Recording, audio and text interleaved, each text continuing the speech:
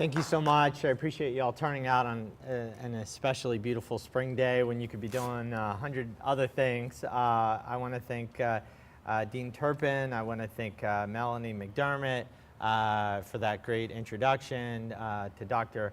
Al Howard, who recruited me to come here, Professor Emeritus at Rutgers, and thanks again for coming. You know, I'd really like to leave some time for discussion because I'm really interested in what you guys think and what you're doing here on the campus at Rutgers. I do want to say a few words first.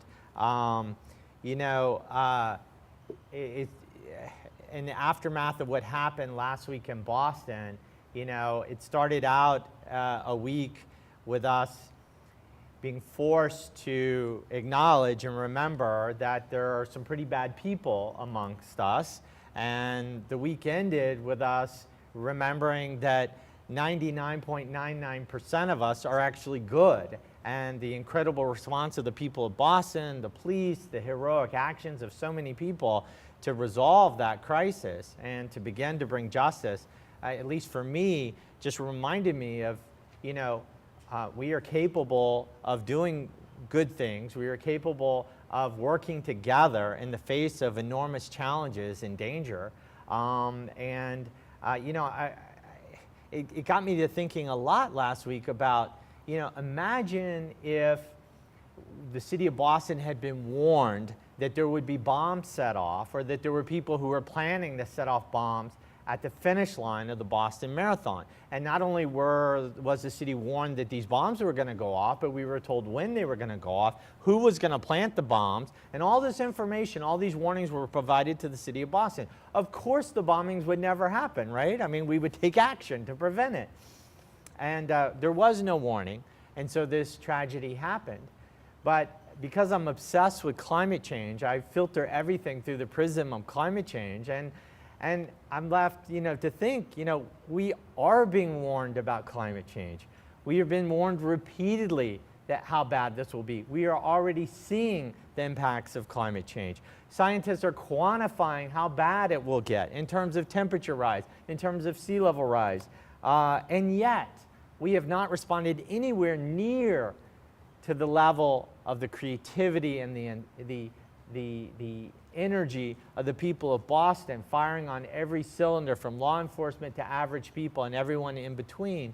And we need to respond that way on climate change. I mean, there is more than one form of terrorism that is affecting our nation, and we need to respond accordingly. So how do we do that? How do we get going? And I'm going to talk about that in a second, but you know, I know Bill McKibben was here recently, and Bill, more than anyone, has really sounded these alarms and these warnings, and we have started to build a movement. It's amazing. I read Bill McKibben's book, The End of Nature, in 1990 when I was barely out of college myself. I was a 28-year-old young man, and I remember being blown away. And if you haven't read Bill's first book, The End of Nature, I reread it like 2 or 3 years ago. It's amazing how much it holds up. I mean, Bill's talking about, you know, hurricanes on steroids in 1989 when it was published. I didn't read it till 1990 because I was so broke I had to wait till the paperback came out at the time. But you know, Bill was talking about forest dieback in the West and Arctic ice melt,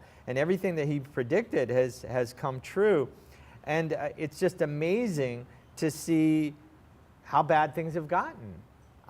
In September, the annual melt season in the Arctic, we basically have erased 80% of the summer ice in the Arctic, and there's not many more years left before we're going to have our first ice-free summer in the Arctic. I mean, imagine that, the Arctic ice-free. As Bill McKibben says, we've broken the Arctic. We've broken it. We've broken a massive ecosystem on this planet, a signature ecosystem. The ice at the top of the world broken because of climate change. And if we've broken the Arctic, it won't be long, surely, before we break the planet as a whole, unless we take action, unless we respond with the urgency, the community-wide creativity and resolve that, frankly, we saw last week in Boston. And so that's where we need to head. You know, it's just amazing, just staying on the Arctic for a moment. National Geographic next month has a story about these people, Siberian Russians who live inside the Arctic Circle, who are now excavating and selling and starting a whole entrepreneurial business of selling mastodon tusks that are becoming revealed and exposed by Arctic ice melt. Now, the parable in that is just mind-blowing, right? The mastodons went extinct because of climate change.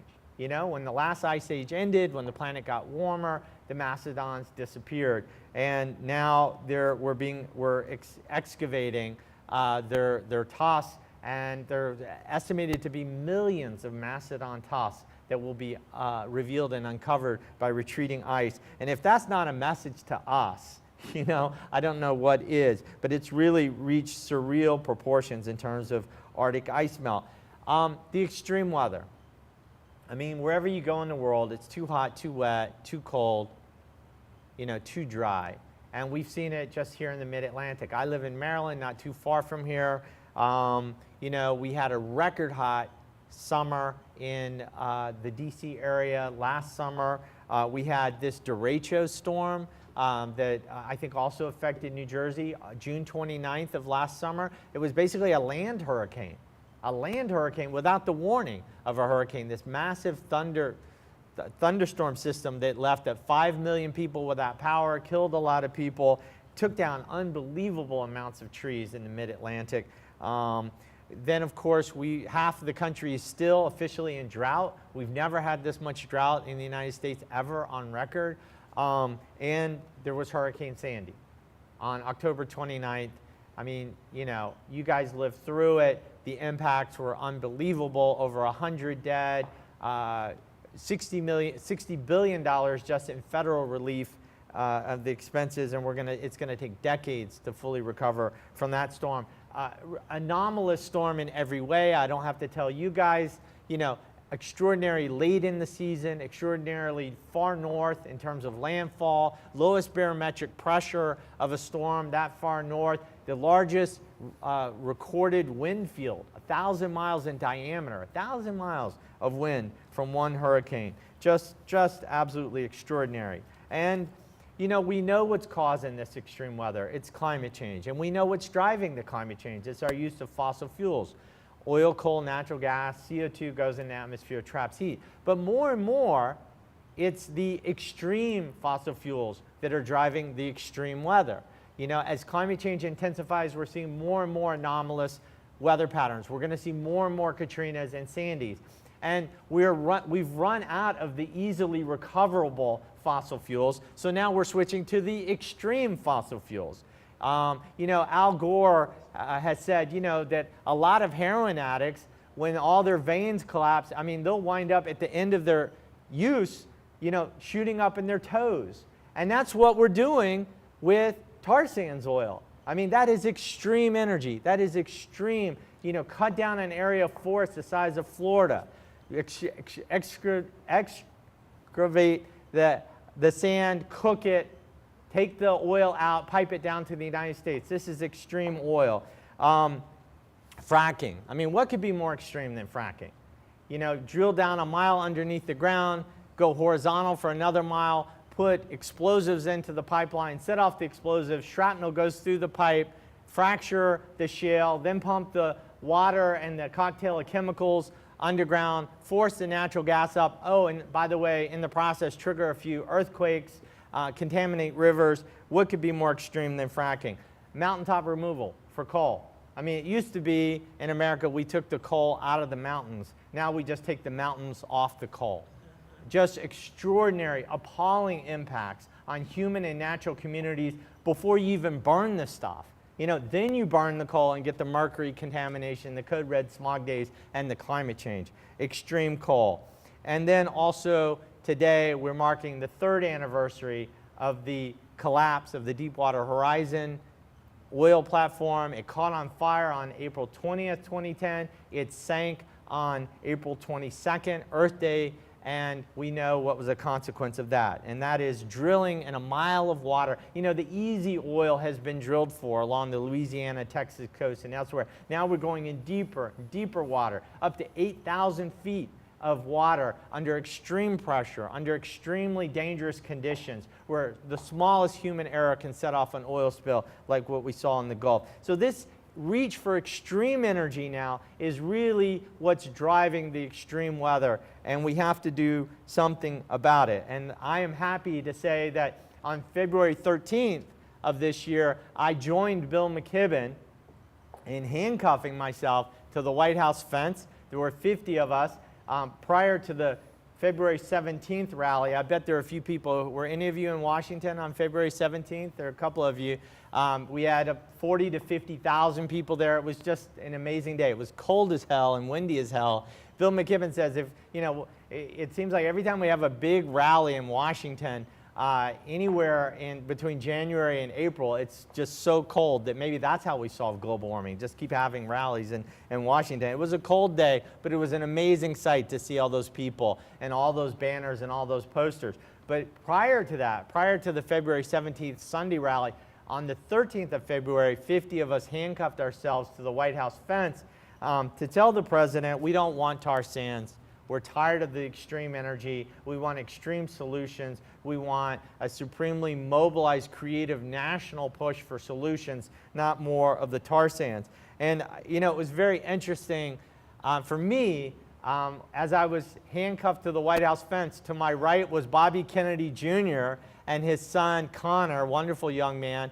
To my left was Julian Bond, the great civil rights activist. And I wound up spending about 3 hours in the back of a paddy wagon with Julian Bond, a really wonderful, graceful, and funny guy. I mean, most people don't remember that he actually hosted Saturday Night Live once because he's so funny. And this guy's cracking jokes. You know, I'm next to a legend who's just making me laugh as I'm handcuffed to the White House fence. I wound up in a paddy wagon with him, and you know, being the really decent person he is, he starts asking me a bunch of questions like, wow, so what group are you with and all that? And I was like, no, there'll be none of that. I'm going to be asking the questions. You know, I just couldn't ask him enough questions about his history with the civil rights movement. How many times have you been arrested? You know, what was the first time you got arrested? And he told me that it was 1960 when he first engaged in peaceful civil disobedience.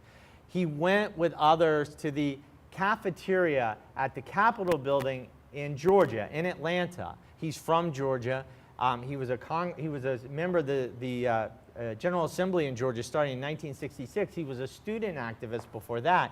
1960, they go to the cafeteria at the State House in Georgia, and there's a sign out front, and it says a cafeteria for all Georgians, right? Because it's in the state capitol building. So Julian Bond goes up there with some other African-American leaders and said, we'd like to be served. And the cashier said, well, we don't serve African-Americans. And he said, well, your sign out front says a cafeteria for all Georgians. And the woman said, well, we really don't mean that. You know? And he said, well, I think I'll stand here till you do mean it. And it reminds me, you know, the President Obama, all these years later, I mean, just the fact that we have an African-American president shows how much progress we have made from where young men like Julian Bond in 1960 got arrested at cafeterias. And now it's our responsibility to tell the president, if you're going to give a State of the Union address where you talk about climate change and you're going to say that it's a crisis, we're going to stand here until you mean it, that you mean that you're going to do something about it. Because honestly, right now, till you walk the walk. Till you walk the walk. And that's why we have this tar sands campaign. He has the ability, as you guys know, to reject this pipeline, to give the president has to agree or disagree that this pipeline is in the best interest of the United States. And we know that it's not in the best interest, that this is more extreme energy that will lead to more extreme weather of the kind that is wrecking our planet, breaking the Arctic, and about to break our entire country and the world. So that's why I have been so engaged on this issue of tar sands. That's why I ask you guys to keep up what you're doing on divestment. And you know, I've been at this for 10 years. It was 2001 that I committed myself to being a full-time climate activist. You know, I read Bill McKibben's book in 1990, but it took me another 11 years till 2001 to realize that I had to come out of my own personal state of denial. You know, I didn't deny that climate change was happening throughout the 1990s. I understood it. You burn fossil fuels, CO2. But I denied that climate change was really going to profoundly affect me in my lifetime and my family. And then in 2001, there was a really big scientific study that came out called the Third Assessment Report from the UN. The numbers were surreal, 3 to 10 degrees of warming by 2100 unless we get off fossil fuels. And I just couldn't look at my then 4-year-old son and keep doing what I was doing. I was a freelance print journalist, travel writer, traveling the world, you know, taking naps in almond groves in Sicily and writing nice little pretty stories about it. I just couldn't do that, knowing what I knew about climate change, and continue to look at my then 4-year-old son. So I was motivated on his behalf to do something about it. I'm also motivated by my faith. I'm a Christian, I'm a Presbyterian. I believe that creation is a gift to us. We have no right to destroy it. It is not ours to destroy. It is sacred. It is perfect. It is wonderful. It is ours to pass on to the next generation. And that's what my faith teaches me. And then finally, I was a Peace Corps volunteer in the 1980s in Africa, in what is now the Democratic Republic of the Congo, what then was Zaire. And, you know, I was a volunteer among people who live virtually in a state of nature, subsistence farmers in tiny villages, where it wasn't a question of, you know, dirty coal-fired electricity versus clean wind-powered electricity. They didn't have electricity. It wasn't a question of, you know, dirty gas-guzzling SUVs versus, you know, Toyota Priuses. These people didn't have cars. There are virtually no roads. You're talking about people who are innocent in this global warming equation. And Africa as a continent, almost 1 billion people, generates, I think, about 3% of the world's greenhouse gases, man-made greenhouse gases. You're talking about an innocent continent that nonetheless is being walloped and destroyed by climate change even as we speak. You think we have drought, we have fantastic drought in southern Africa right now. Unbelievable floods happening right now in East Africa. Sea level rise affecting much of the continent among people who've done almost nothing to cause the problem. And you know, I think, you know, in a perfect world, if the world were really fair, America, our country, with less than 5% of the world's population, we generate 25% of all the world's greenhouse gases, a quarter, with less than 5% of the world's population. In a fair world, we would get 25% of all the world's warming just beamed down, telescoped right down on our country, right? I mean, that would be fair. And if that were the case, if we got 25% of all the world's warming, our country would already be destroyed. Florida would already be a series of islands. Kansas would already be a scrub desert, you know, and we would have our consequences equal to us being part of the problem. But since we can share the warming with Africa and share it with Bangladesh and South Pacific Island nations that will literally disappear completely from sea level rise, we don't seem to get that worked up about it in this country. And I submit to you that this is utterly and totally morally unacceptable. This is unacceptable what we're doing. And we have to somehow, you know, communicate to the larger audience, to the president himself, to average people in this country, that this is a crisis with moral dimensions not unlike what happened in Boston last week. This is utterly wrong. We are destroying the planet. It is a human rights violation. We are harming innocent people, and that we have to mobilize with the same community-wide creativity and resolve and sense of urgency to tackle this problem, which is what I've committed my life to doing. It's why I formed my group, the Chesapeake Climate Action Network. It's why I live, sleep, and dream climate change nonstop. I write about it, I speak, and I encourage you to do all that you can. I know there's some incredible activists in this room. Keep going. Keep going. Don't slow down. Stay involved in the tar sands movement. Stay involved in the divestment movement. I mean, just an exciting new front that we've opened on the climate issue. It's amazing. In my state of Maryland, Johns Hopkins University, I mean, they are raising hell at Johns Hopkins over divestment. Tell us where the money's going. What are you investing in? How come you can't tell us? You can't be investing in things that destroy the future that you say you're preparing us for by giving us an education. This is morally unacceptable. It's happening at University of Maryland. It's happening in Virginia. It's happening at George Washington University in the District of Columbia. And it's happening here at Rutgers. I know you had a kickoff campaign earlier today. You know, there are critics of the divestment movement who say, look, a bunch of students and a few faculty, you're not going to bring down ExxonMobil. They're too big. They made $40 billion in profits last year. You're not going to bring them down. You're not going to bring down Peabody Coal. Ain't going to happen. You know, the goal is not to bring those companies to their knees. The goal is to expose what they're doing. That is the first step in bringing them to their knees. The first step is getting the word out and raising the issue of divestment, promoting the moral parameters of this, being noisy on the campus of Rutgers and saying that your money as students, your money that you oversee as faculty and deans, this is unacceptable to you, that this university would profit from mountaintop removal, profit from extreme fracking, profit from wells like Deepwater Horizon or tar sands. Totally unacceptable. Raise your voice. Don't give up. And I will tell you this, in over 10 years of organizing, of doing this almost every day, I will tell you I've had my share of victories. Not as much on Capitol Hill. We know it's tough there. But Maryland, my state that I live in, has passed some landmark climate legislation. We have a stronger greenhouse gas cap than even California. Our governor just 2 weeks ago signed a bill to incentivize offshore wind power, of which New Jersey has so much and is also moving forward. I've been part of winning coalitions, but I will tell you, there are two major steps to making social change happen and organizing. Number one, you have to build the biggest coalition you possibly can for your issue. Build a big coalition. Leave nobody out. Reach out to everybody. And with climate change, everybody's affected. I mean, the rich, the poor, the educated, the uneducated, labor, students, everybody's affected, health officials. Build the biggest coalition you can for your issue. And the second step in your campaign, whatever it is within the climate movement, is never, ever, ever, ever, ever give up. If you do those two things, you're constantly building your coalition, you're making your coalition bigger and bigger, and you don't give up, then you will get this university to divest. I promise you, it will happen if you do those two things. So I encourage you to keep going and to remember, and I want to open it up to questions and have a conversation, but I just want you guys to remember that, in our country, Winston Churchill, as many of you probably know this quote, Churchill is famous for saying, the American people can always be counted on to do the right thing after exhausting all other possibilities.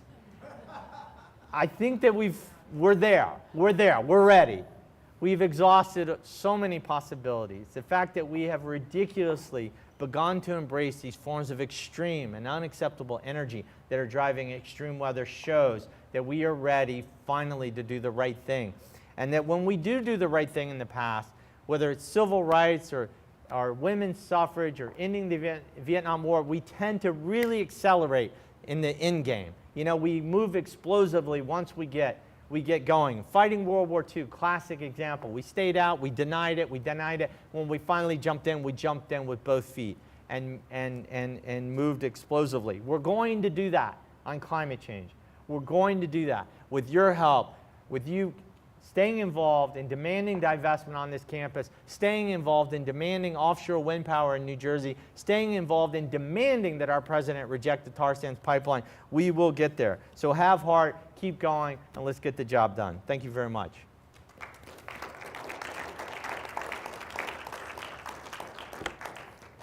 And any questions, comments?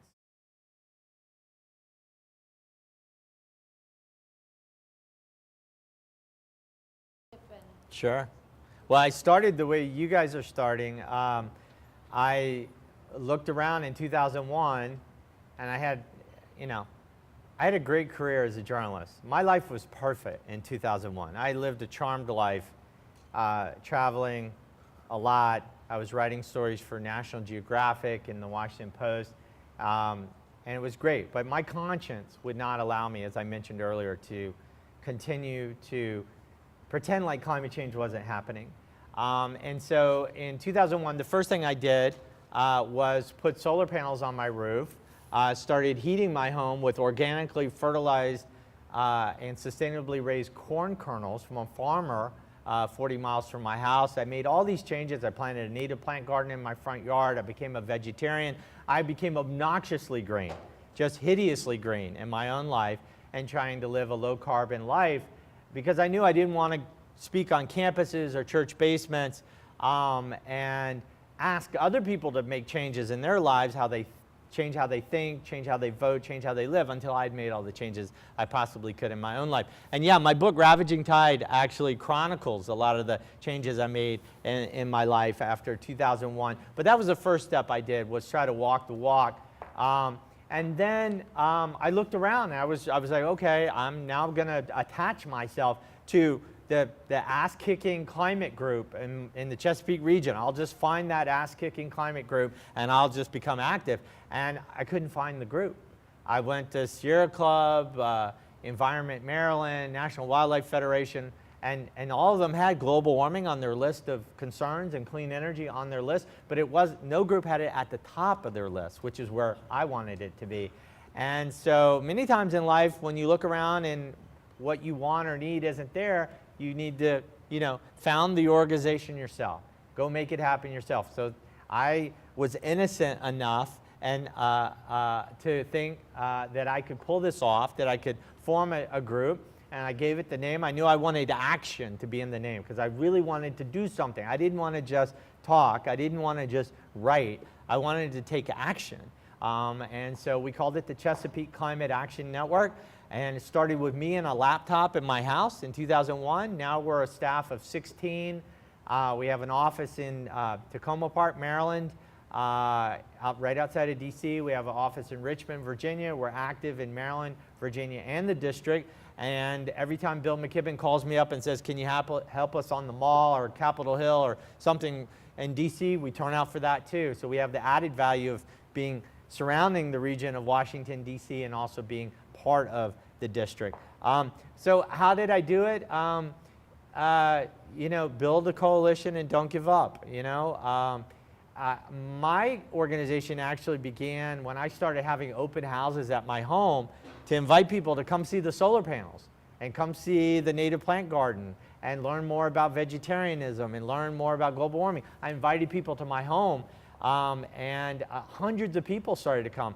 Every other month for 7 years, I had an open house at my home. That's how starved people were for solutions. To see a solar hot water collector, solar electricity panels, to learn more. And people love to visit other people's homes. It had a little bit of a home and garden feel. But that's how I built the original email list for Chesapeake Climate Action Network, was just through these open houses.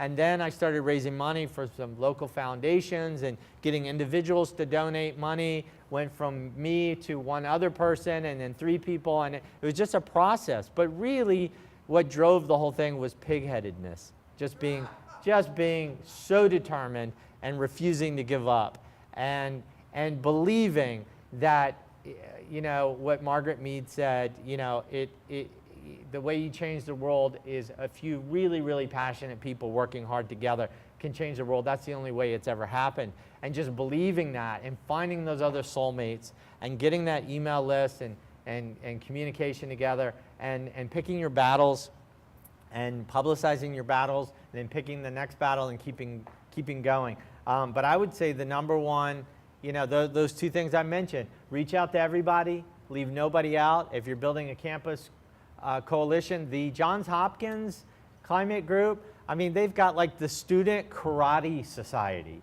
is a member. They've reached out to everybody. So always build, always reach out, and don't give up. That's that's the way I've done it, and that's the best advice I can give you as organizers. Yes. What goals have you taken on within the state? Within Maryland? Well, so we started out, in 2001, our goal was to pass a piece of legislation called a Renewable Portfolio Standard. It's a clean electricity standard. Actually, we were modeling New Jersey, because New Jersey had already passed a clean electricity standard. That's basically a state law, and we don't have one federally yet, but there are 33 states in the United States right now that mandate that a certain percentage of your state's electricity that utilities have to put on the grid has to come from clean, renewable sources. Wind, solar, geothermal. States have different definitions of what. Pardon me? I don't know that there's a state that has that counts nuclear power. I know there's some that have tried, but they do count things like landfill gas capture, like from landfills. There's methane coming out of that garbage. If you cap it, it's better than it going to the atmosphere, right? Because methane's 21 times more powerful than CO2. Capture it, burn the methane to turn a turbine to create electricity. So we started out in 2001 trying to pass this clean electricity standard. It took us 3 years. We got slaughtered the first year. So this was going into the legislative session of 2002 in Annapolis. We got annihilated in 2002. The polluters completely annihilated us. We weren't big enough. We didn't have a big enough email list. We didn't understand what we were doing. In 2003, we almost passed it. We came very close. We had a big coalition. We had the Johns Hopkins people. We had the students. We had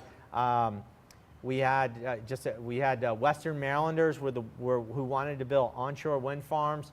And we built the coalition. We narrowly lost in 2003. Then we came back in 2004 and we passed it.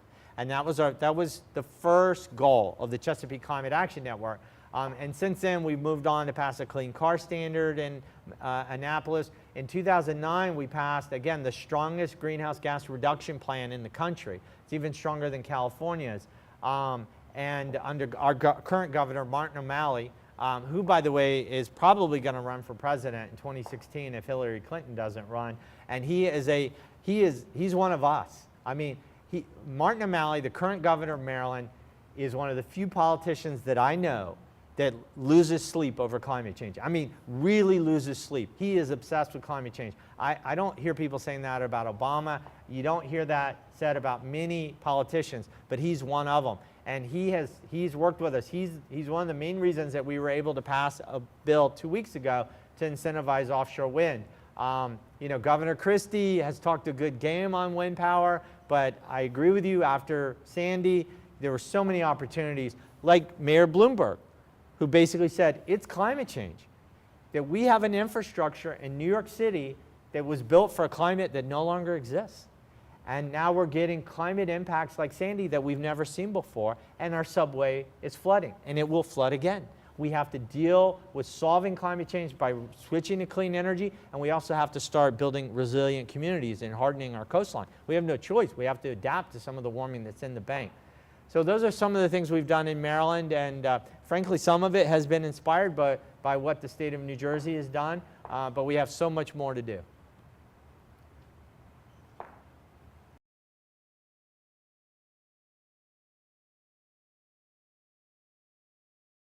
It's fascinating, you know, and I do a good amount of public speaking, and if exchange with an audience is allowed to go on long enough, there are two questions that I always get repeatedly. One is, what about nuclear? I don't usually get the nuclear fusion question. I usually get, well, what about, you know, nuclear, conventional nuclear fission? People are interested in like thorium, these Yeah. things as well. Yeah, and I won't tell you what the other question is that I always get. Maybe one of you will ask it, and I'll tell you. You know, on the nuclear issue, you know, I personally am not anti-nuclear. You know, I think it's a mistake what the Germans are doing by shutting down existing nuclear plants, because they're already built, they're already creating carbon-free electricity, and as they retire them, as they shut them down, they're actually using more coal. Coal combustion is actually going up in Germany, which is a great tragedy given where we are with the climate. But my main concern with nuclear has been just the cost. It is very, very expensive. There's been conversations about building a third reactor at a nuclear power plant in Maryland, Calvert Cliffs, and just the cost for that one reactor is like $10 or $11 billion. Wall Street's never invested in nuclear. It's always taken state subsidies and loan guarantees. And so my concern has been, you know, the cost. And I think that as far as I know, we could probably get more bang for our buck with investments in efficiency and certain renewables. But, you know, I honestly I'm not up to date on the advances of fusion. And if it could come quickly, please hurry up, if you don't mind. Go faster. We're here because we're waiting on a part. Oh. We're ready till tomorrow. Okay, good. Well, no, that's not good. Hurry up and get your part so you don't have to listen to me talk. Anyone want to take a guess at the question I always get? What's the silver bullet? The silver bullet? Is there a silver bullet for climate change? put a price on carbon is the closest I can come up with to a silver bullet. If we just made carbon fuels expensive through a carbon tax or you know, a national mandatory cap that's ratcheted down that polluters have to buy permits to emit carbon, whether you do a cap or you do a tax, that would be as close to a silver bullet, because if the price of carbon gets high, mostly we can just stand back. And I do believe that markets will quickly and efficiently transition us to clean, renewable energy. But no, that's not the question I always get.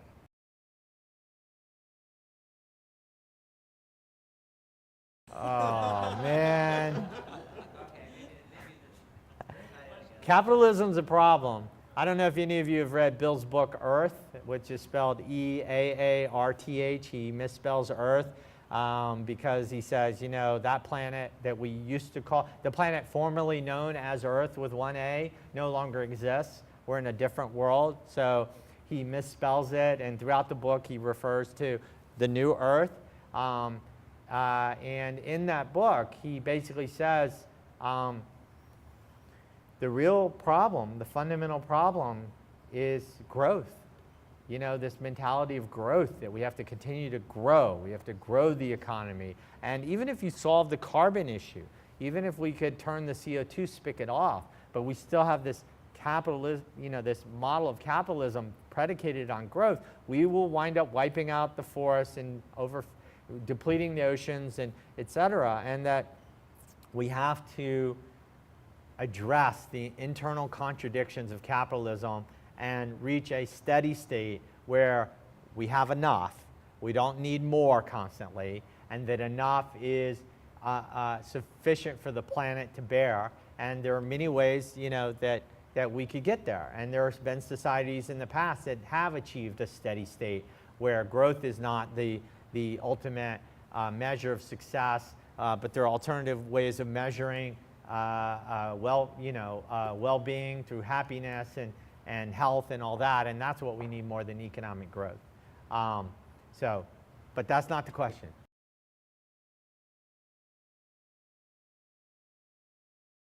Well, I'll take a crack at that. So there was a great article in Orion magazine a couple months ago where the author started out by describing this Russian scientist in the 1920s, I think, and I can't remember his name, who did a famous experiment with a petri dish in bacteria, and he cultured the bacteria, and he timed how long it would take for that bacteria to grow. And I think within 24 hours, you know, the bacteria, you know, it just thrived for 24 hours until what? Until it exhausted its nutrients and its environment in that petri dish, and then there was a mass collapse. And that, you know, he basically pointed out what we know to be true, and that is any species that is given free rein over an environmental niche without some kind of outside control will expand and prosper until it collapses. Okay, that is what we're doing as human beings. We know that through population and resource use. Now, here's the really freaky thing that this author in Orion points out, that is natural, and that it is natural for us as human beings in this environment, without any checks, without any predators, with, you know, the resources in our petri dish, the earth, to expand until we collapse. And it would be unnatural for us to stop it, for us to figure out how to hit the brakes and preserve ourselves. But that's what we have to do. We have to think outside the natural course. This is a petri dish. We don't want to be like the bacteria. We want to hit the brakes. We want to establish some rules, some limits, so that we can survive, so that we don't outgrow our petri dish. And that is what we're basically talking about. Number one, we have to turn the CO2 spigot off, or we won't even be around to solve the other problems of deforestation and overfishing and all that. If we don't turn the CO2 spigot off, it doesn't matter. All the other problems don't matter. We could cure cancer tomorrow morning, and we will not have health. I mean, I talk to groups where I'm like, I'm not saying that my issue trumps your issue, whether it's health or whatever, but I mean, think about it. We could cure cancer tomorrow morning, and unless we stabilize the climate, we will not have health. we will have food insecurity, we will have extreme weather, we will have malaria, we will have dengue fever, we will not have health. Even though we could theoretically be cancer-free. We could end all war. We could remove war from the planet. We could erase hate from every human heart all over the world. Our 10,000-year fantasy of human civilization, no more what anthropologists call organized intergroup homicide. War is over. If you don't have hate, you don't need the Pentagon, you don't need wars, it's over. But if we could do that tomorrow morning, but if we don't stabilize the climate, we won't have peace. We won't have peace. We will have violence.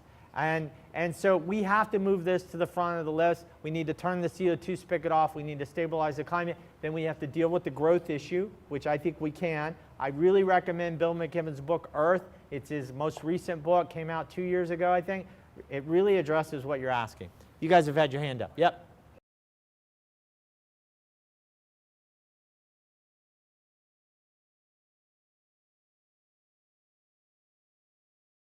So the first question, how do you talk to decision makers, policymakers, legislators about existing low or zero carbon technology versus those on the horizon that may not exist yet or aren't ready for prime time? Honestly, I never talk to legislators about anything that doesn't exist now. I mean, the reality is we could solve our climate problem. No offense to our nuclear fusion friends. We could totally solve the climate crisis with the technology we have now. There is nothing we need that we don't already have to solve the climate crisis. We don't need a silver bullet. We don't need to invent something that isn't here yet. I mean, we've got wind technology. The Europeans use half the energy per capita as Americans do, half. And they have better universities, better health care, a great civilization. They use half the energy per capita as we do. Clearly, we could do better on efficiency. Radical efficiency is ours for the taking. Wind power, we have the technology. We don't have to invent anything in terms of utility scale wind. Solar, I mean, Al just drove me in his Prius, it gets 50 miles to the gallon, through his neighborhood. I've never seen so many solar panels. I mean, we're ready. We're ready. What we're lacking is policy. You know, we have what we need. We could get down to 1/10 of the CO2 emissions that we emit now. I believe we could do that. We could cut CO2 emissions 90% in 10 years if we made up our mind. I did it in my home. I cut carbon emissions 90% in my home in 6 months. No one can tell me it can't be done. I've done it. But how do we do that? You talked about sacrifice. If we talk to people about sacrifice and you got to give stuff up, we know they're not going to get there. What we need to do is put a price on carbon, make carbon fuels expensive, make it more advantageous to switch to solar, switch to, you know, buses and mass transit. And by the way, that's how we can't unbuild suburbia. We just need to build rapid, ubiquitous bus service throughout, you know, electric bus service throughout the suburbs. And we could talk about that more later. But you put a price on carbon and we can stand back and all these things are going to happen. The technology that we already have in hand is more than sufficient. If a silver bullet comes along later, so be it. But the idea that we have to wait on anything to take action is false. We have more than enough to get going, in my view. Yes? The other question I get, in addition to something about nuclear, is what about China and India? What about China and India, right? It was on your mind. A few people had it on your mind, just didn't get a chance to ask the question. And, you know, the idea being we could go carbon neutral in the United States. But if China and India don't, and the rest of the world, it's one climate. We can't save the climate by ourselves. And the answer is yes, we need China and India to go carbon neutral as well. But the reality is China is not going to dramatically cut their carbon emissions until the United States does. They're never, ever going to do it. And why should they? You know, I mean, we got rich off of cheap fossil fuels. We're most responsible for the climate change that we're seeing now. We have a deep moral responsibility to go first and go fastest. And once we've dramatically committed and we start to accelerate our reductions in carbon, then we have the moral authority to turn to China and say, you need to do this too. But if we try to do the first part that last part first, turn to China and say, you guys need to stop emitting so much carbon until we've stopped burning coal and stop fracking and tar sands, they're just not going to do it. They're just not going to go first. So we need to do that. We need to set the example, and we need to then turn to our friends around the world and tell them we have one petri dish. We're not, no one's getting out of here safe unless we do it all together. Yes?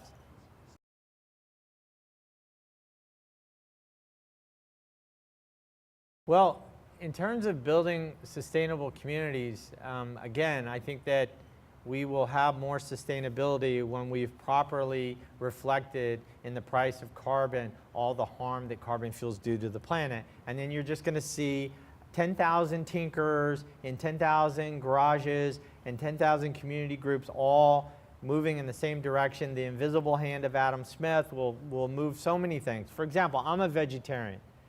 I love to eat meat. Nobody on the planet loves to eat slow-cooked pork barbecue more than me. I was born in Memphis. I grew up in the South. But I have stopped eating meat because I know the intense carbon resources that go in raising livestock. You know, it takes a lot of grain, a lot of water, a lot of land, a lot of herbicides, a lot of pesticides. They're all carbon-based that go into raising beef and chickens. And so that's why I don't eat meat. But if you put a price on carbon, there's just, meat's going to be more expensive, and it should be, because meat production harms the climate. And if you put a price signal on that meat, then people will treat it, you know, wow, we should eat less of this, because the planet can only handle us eating less meat, and it will be reflected in the price. The point being that, you know, a lot of people don't want to be vegetarians. I don't want to be a vegetarian, for God's sakes, because meat tastes great.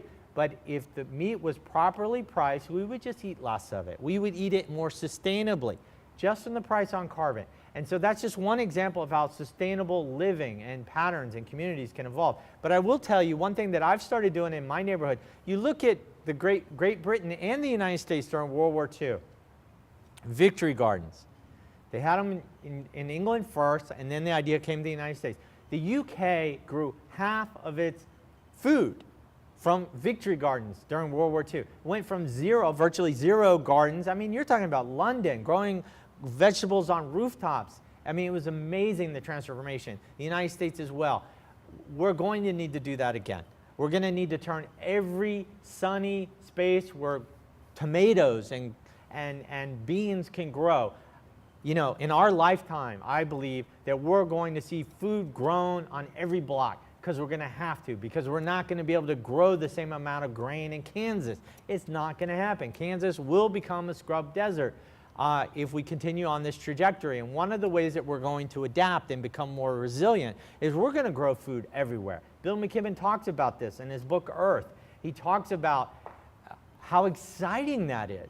We're going to get reconnected to the earth through growing our own food, which is easy to do. And I've been a gardener for a while, and there are members of my neighborhood in Tacoma Park. We're like colonizing every sunny spot and asking our neighbors, you know, do you mind if we grow some pole beans right there? And it's amazing. I mean, my backyard is shady, but my neighbor across the street has a sunny patch, and I just dug a patch yesterday. And we've got this new idea of that everywhere that's, you know, we can't be limited just by the shade in our own backyards. Let's find other places. And I think you're going to see so much of that.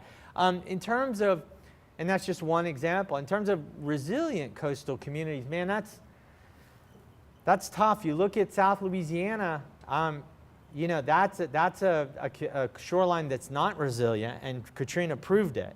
And you had a chaotic, unplanned exodus, a retreat of hundreds of thousands of people, over 1 million people, many of whom have not come back to New Orleans.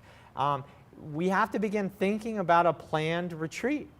I mean, they're parts of the Jersey Shore, period. It's just, people aren't going to be able to live there the way they do now. We're going to get 1 to 3 feet of sea level rise this century, minimum, because of the momentum already built into the warming oceans. You know, we're going to get more global warming even if we unplug everything.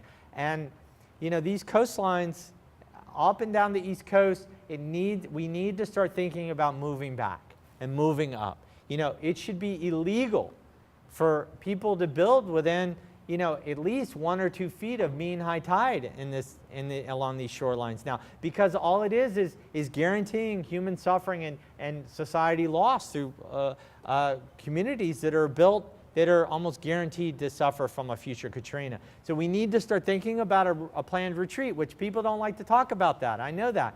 But we need to start thinking about it. And I think that as we get more of these extreme hurricanes, you're going to see communities, if not at the federal level, at the local level, saying, we're tired of getting wiped out. We need to move back. We need to think about a living shoreline that allows wetlands to provide the buffer, let wetlands come back in between us and the coast. We need to just accept that we can't live in certain places, and then I think you'll see more resilient coastal communities. We have to plan for it, we need to commit to it, we need to do truth-telling, and we need to accept that there's going to be loss, and that there's loss already in the bank that we can't do anything about, and we just need to be we need to be realistic about it and accept it. Well, after a slow start, you guys are really getting going on the question front.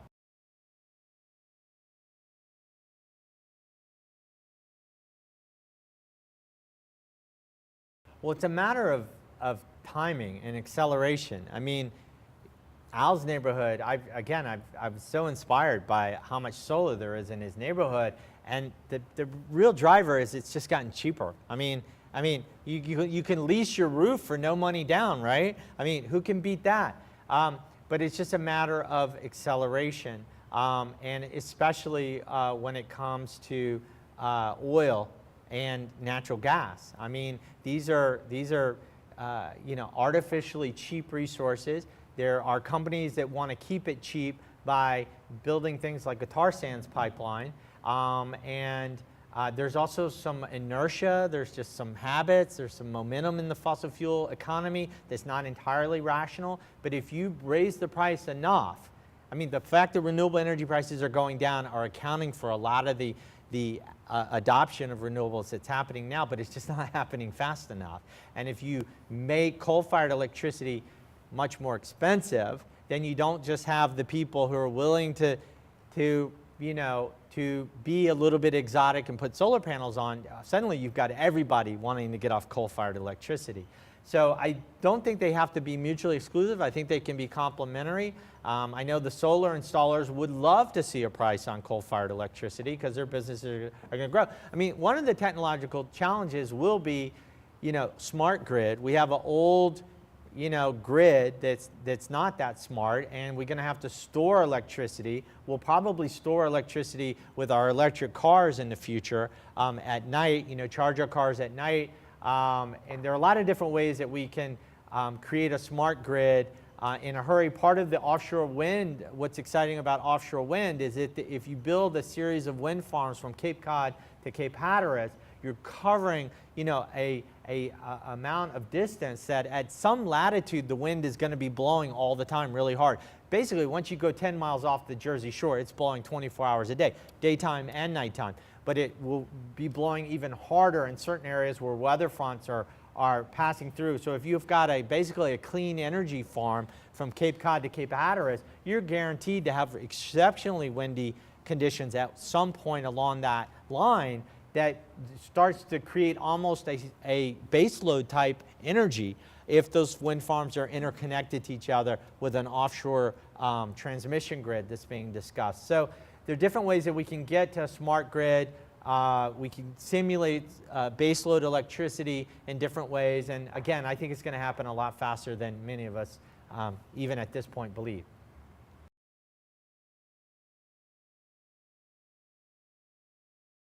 I think we're 1 or 2 Sandys away.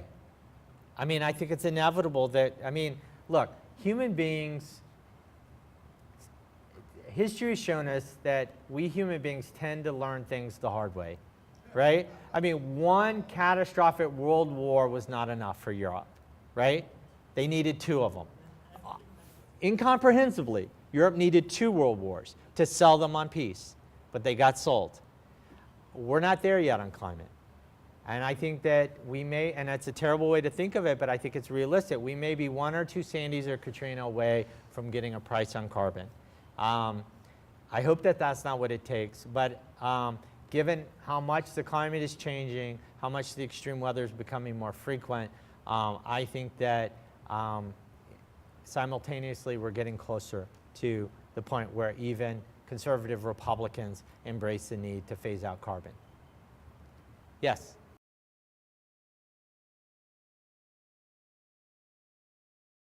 Well, I mean, I think that was the point of the Orion article, is that it would be unnatural for us to hit the brakes on this natural progress toward collapse. But I mean, I got a 15-year-old kid. I mean, I just can't resign myself to the Petri dish model. I mean, look, there's no guarantee that we're going to win. The odds are against us. The climate is changing really fast. We're not responding fast enough. You know, the analogy I sometimes use is, you know, it's like a football game. There's less than 2 minutes left. We have no timeouts, and we're down by 3 touchdowns. Has a football team ever come back and won a game like that? Yeah, there are teams that have done it. But what does it take? It takes amazing teamwork, amazing precision, amazing drive, amazing sense of, you know, resolve, and frankly, takes a lot of luck. And hopefully we're going to get lucky, and we're going to have that resolve and that teamwork, and we're going to get the job done. But I'm not pretending it's going to be easy, but I got to believe that we got to, you know, do our best to get there.